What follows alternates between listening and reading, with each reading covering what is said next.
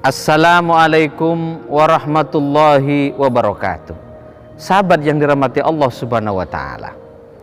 Salah satu yang disyariatkan kepada umat Islam pada abad kedua Hijriah, tepatnya pada bulan Syawal, yaitu zakat mal. Banyak sekali varian dari zakat mal ini. Yang pertama adalah emas dan logam mulia lainnya. Artinya umat Islam yang memiliki simpanan emas atau logam mulia lainnya minimal 85 gram emas, maka wajib dikeluarkan zakat malnya sebesar 2,5%. Tentu emas yang disimpan ini dikecualikan emas yang dipakai untuk perhiasan. Yang kedua adalah uang dan yang setara dengan uang, misalnya surat-surat berharga, deposito, sukuk, obligasi dan lain sebagainya. Nah, besarannya setara dengan 85 gram emas. Kalau kita rupiahkan hari ini 81.924.000 rupiah, maka wajib dikeluarkan 2,5%. Emas atau logam mulia lainnya, uang dan setara dengan uang ini mempersyaratkan perputarannya 1 tahun atau lamanya penyimpanan 1 tahun atau mencapai haul dan nisabnya 85 gram emas. Yang berikutnya adalah atau yang ketiga adalah perniagaan. Perniagaan juga sama, dia mempersyaratkan 1 tahun. Dan yang kedua, minimal kepemilikan aset lancarnya setara dengan 85 gram emas atau 81.924.000.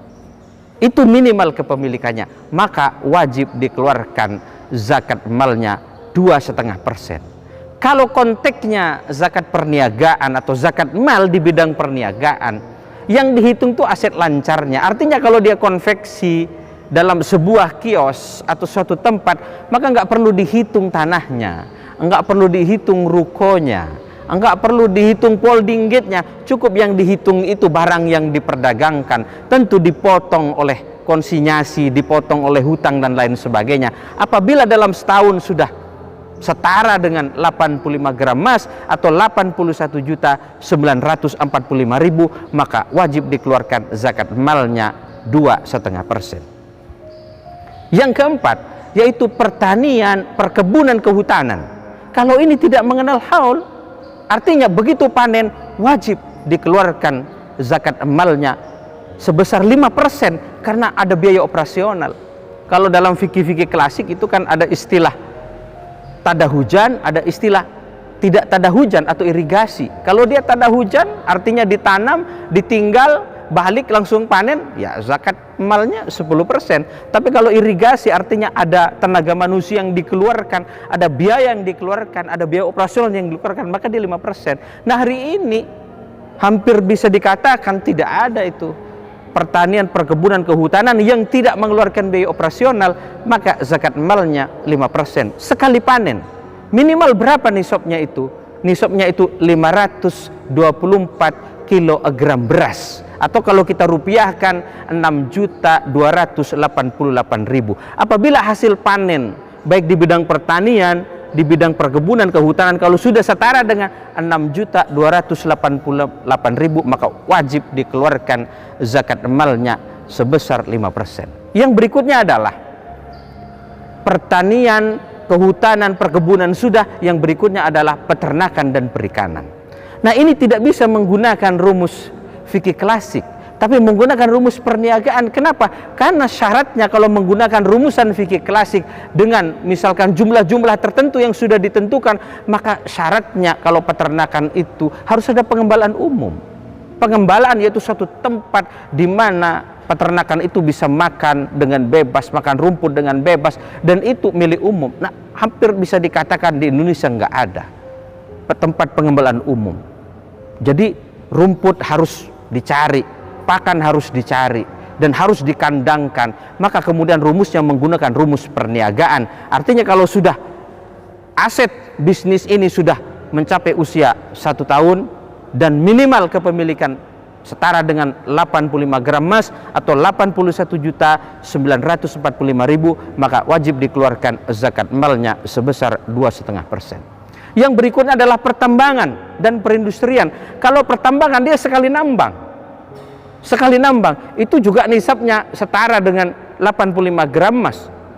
Dan zakat amalnya 2,5%. Kalau perindustrian sama dengan perniagaan, dia harus 1 tahun.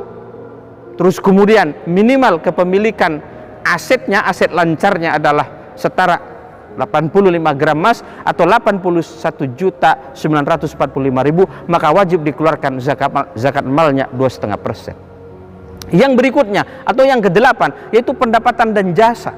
Semua profesi yang menghasilkan uang, seperti misalnya aparatur sipil negara, karyawan perusahaan, karyawan BUMN, ojek online, konsultan pajak, pengacara, dokter dan lain sebagainya.